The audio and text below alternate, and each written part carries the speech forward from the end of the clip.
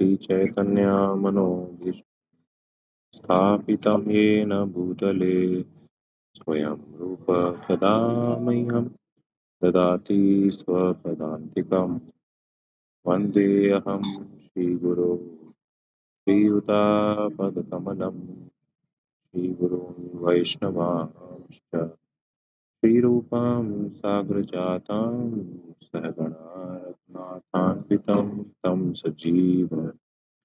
साद्वैतं सावधूतं परिजनसहितं कृष्णचैतन्यदेवं श्रीराधा कृष्णपादान् सहगणा ललिता श्रीविशाखान्वितांश्च हे कृष्ण करुणा सिन्धु दीनबन्धु जगत्पते गोपेश गोपिकान्त राधाकान्त नमस्ते सप्तकाञ्चन गौराङ्गी राधे वृन्दावनेश्वरी वृषभानुसुते देवी प्रणमामि हरिप्रिये वाञ्छाकल्पतरुभ्यश्च कृपासिन्धुभ्य एव च पतितानां पावनेभ्यो वैष्णवेभ्यो नमो नमः।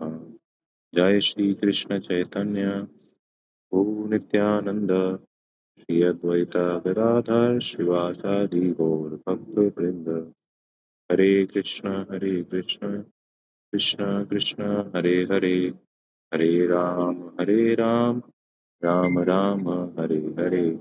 नमो विष्णुपादाय कृष्णप्रेष्ठाय भूतले श्रीमते भक्तिवेदांत स्वामिनिधि नामिने नमस्ते सरस्वते देवे गौरवाणी प्रचारिणे निर्विशेषा शून्यवादी पाश्चात्यदेशतारिणे।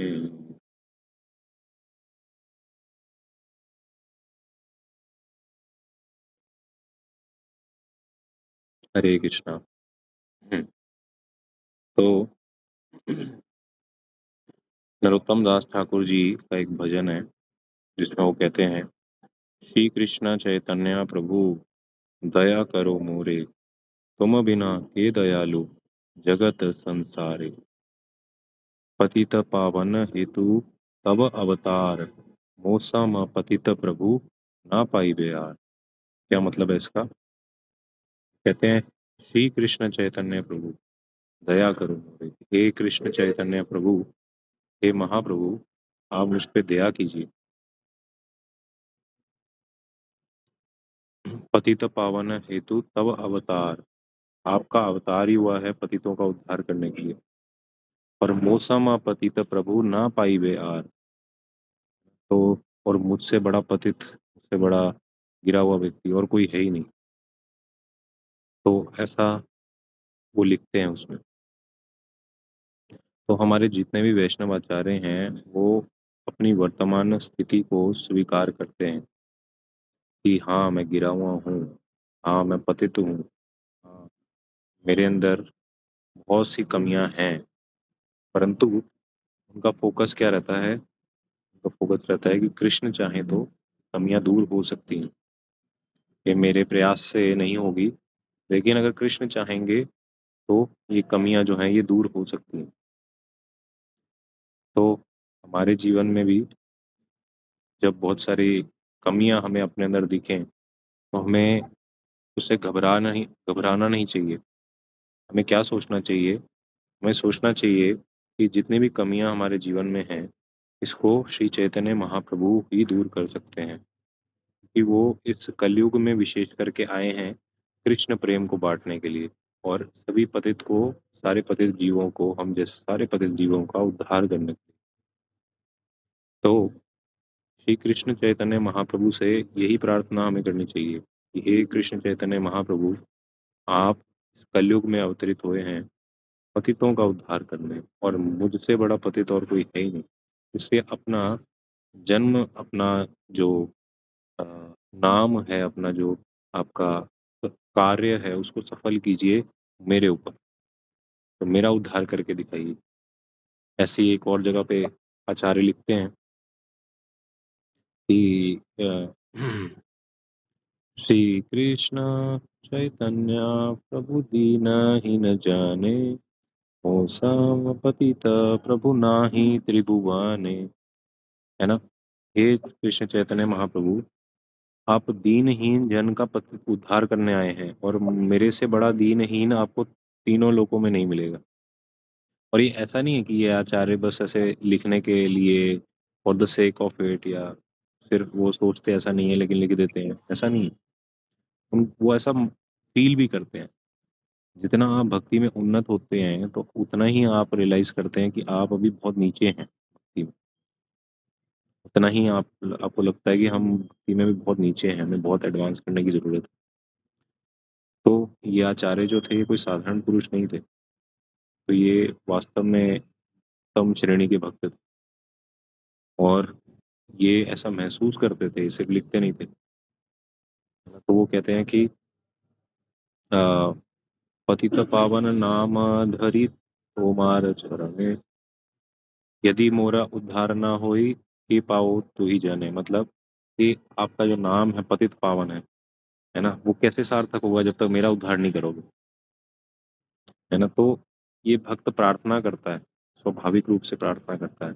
जैसे अभी हम ध्रुव महाराज का चरित्र हर संडे को डिस्कस कर रहे हैं, तो उसमें ध्रुव महाराज क्या बोलते हैं, वो कहते हैं कि हे प्रभु, मुझसे पतित मेरे जैसे गिरे हुए व्यक्ति को भी आपने उद्धार कर दिया, आपने दर्शन देके मेरे को कृतार्थ कर दिया, वरम ना जाचे। है ना? स्वामी कृतार्थ हो उसमें, मैं पूरी तरह से सेटिस्फाइड हूँ, मैं पूरी तरह से, मुझे कुछ नहीं चाहिए, आई एम फुली सेटिस्फाइड। भौतिक जगत में तो हम जिसकी भी सेवा कर लें, ना वो सेटिस्फाई होता है 100%, ना हम होते हैं।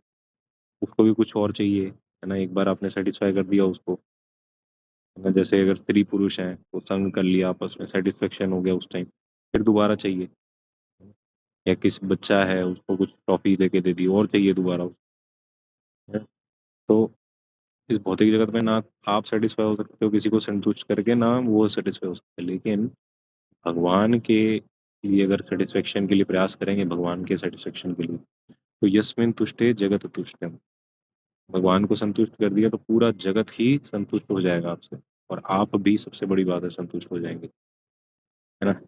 ना कोई आपसे कोई इच्छा रखेगा, ना आप किसी से इच्छा रखोगे, आप सबको प्रेम बांटोगे, भगवान का प्रेम बांटोगे जब आप, आपके ऊपर भगवान की कृपा हो जाएगी। तो यही हमारा मनुष्य जन्म का लक्ष्य होना चाहिए, कि हमें उस अवस्था तक पहुंचना है कि हम अपने आप को तुच्छ माने और बाकी सबको हमसे ऊंचा माने। अब देखिए, वैष्णव समाज में जो हमने वैष्णव एटिकेट्स पढ़े, इतना कुछ सीखा, उसका सेंटर क्या है, उसका केंद्र क्या है? उसका केंद्र है कि अपने आप को तुच्छ मानना और बाकी सबको ऊंचा मानना। और ये आर्टिफिशियली नहीं हो सकता है, आर्टिफिशियली हो ही नहीं सकता ये वही व्यक्ति कर पाएगा जो वास्तव में सीरियस है, भक्ति में आगे बढ़ना चाह रहा है, प्रयास कर रहा है, वो अपना बेस्ट एफर्ट्स लगा रहा है। तो उस व्यक्ति को भगवान उसकी माला, उसकी सेवा, उसके जितने भी प्रयास हैं, उसकी इच्छा, उसका लौल्यम लालच भगवान को पाने का, इस सब के फलस्वरूप उसको भगवान फिर क्या देते हैं, उसको ये विनम्रता देते हैं, विनम्रता का खजाना देते हैं। और ये विनम्रता की टिकट अगर हमने नहीं कटवाई होगी, तो गोलोक धाम की जर्नी हमारी नहीं सफल होगी। हम गोलोक धाम नहीं पहुंच पाएंगे, हम भगवान के धाम में प्रवेश नहीं कर पाएंगे, संभव। ऐसा बताते हैं एक आचार्य कि गोलोक धाम जाने का जो रास्ता है ना, वो बहुत छोटा है, बहुत छोटा से कमरे, एक छोटे से कमरे में या एक बिल में छोटा सा आप छेद कर दें, तो उससे निकल पाएंगे क्या? नहीं। लेकिन अगर उससे पार जाना है तो हमें भी इतना छोटा होना पड़ेगा। छोटे होने का क्या मतलब? साइज में छोटा नहीं, अपनी ईगो को इतना छोटा करना पड़ेगा, इतना छोटा, इतना छोटा, इतना बारीक, इतना तुच्छ करना पड़ेगा ईगो को, कि आप उससे पार हो पाए। वरना जीवात्मा भी नहीं निकल सकता, जो कि बाल के अग्र भाग के 10,000 वेद से जितना है, वो भी नहीं निकल सकता, उससे भी छोटा है। तो इसलिए विनम्र बनिए। विनम्र कैसे बनेंगे? जब आप बिना किसी स्वार्थ के सेवा करेंगे, भले ही वो चैंटिंग हो, भले ही वो कॉलिंग सेवा हो, भले ही कोई भी सेवा, तो अपनी स्वार्थ भाव से भगवान की प्रसन्नता के लिए करेंगे, तो आप हम्बल बनेंगे। यही ये भक्ति का मार्ग है। तो आइए आज का हम जो दिन है उसकी शुरुआत करें भगवान का ध्यान करते हुए, भगवान से प्रार्थना करते हुए कि मैं भी, है ना, इतना विनम्र बनूँ। तो thank you so much. Jagat Guru शिला प्रभुपाद की जय। और इस अ, संडे को वॉलंटियर्स तैयार रहें, आपको पता है किस लिए, और अपने-अपने जो लक्ष्मी हैं वो आप दे सकते हैं। हाँ, आप सबकी सूचना के लिए हमारी इस बार बहुत लिमिटेड सीट्स हैं। हम लोग एक यात्रा लेके जा रहे हैं कुरुक्षेत्र धाम में, जो कि 14 मार्च 2026 सेकंड सैटरडे है, छुट्टी वाला दिन है, सेकंड सैटरडे। तो 14 मार्च को हमारी कुरुक्षेत्र एक धाम की यात्रा जा रही है। एक दिवसीय यात्रा है, सुबह जाएँगे और शाम को वापस आ जाएँगे।